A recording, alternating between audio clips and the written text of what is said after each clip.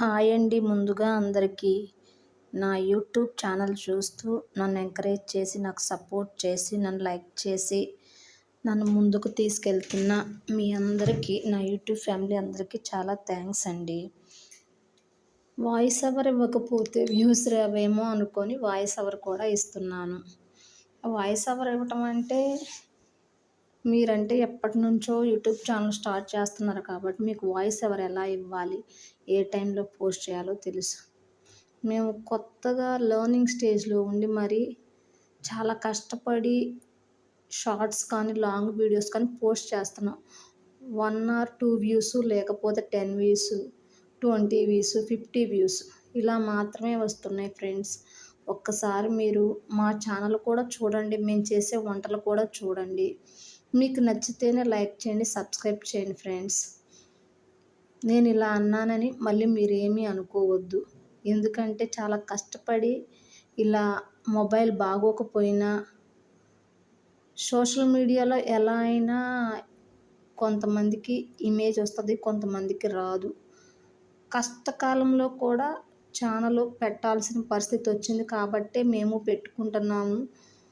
కాబట్టి మీరందరూ కూడా సోషల్ మీడియా అనేది మన ఇంట్లో ఉండేవారే మనకి ఎవరు సపోర్ట్ చేయరు. కానీ చాలా వరకు నేను చూసే ఛానల్స్లో ఎక్కడెక్కడో వాళ్ళందరూ కూడా వాళ్ళని ఎంకరేజ్ చేసుకుంటూ నన్ను బాగా చూస్తున్న మీ అందరికి చాలా థ్యాంక్స్ అని, అక్క అని, పిన్ని అని, చెల్లి అని వాళ్ళ సొంత రిలేటివ్స్ లాగా చూసుకుంటున్నారు.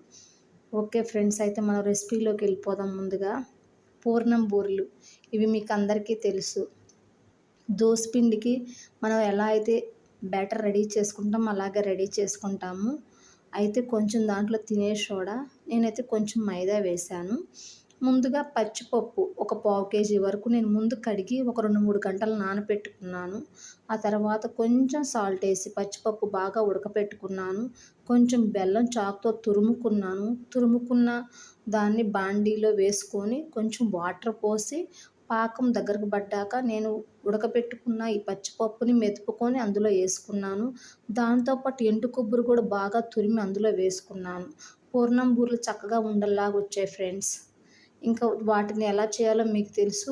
ఆయిల్ పోసుకొని అందులో మనం పూర్ణం బూరెలు తయారు చేసుకున్న వాటిని పిండిలో పెట్టుకొని వేసుకుంటే కమ్మటి పూర్ణం బూరెలు రెడీ అవుతాయి. నెయ్యితో తింటే ఇంకా బాగుంటాయి. ఈ రెసిపీ మీకు నచ్చినట్లయితే, నా మాటలు మీకు నచ్చినా మీరు సపోర్ట్ చేస్తే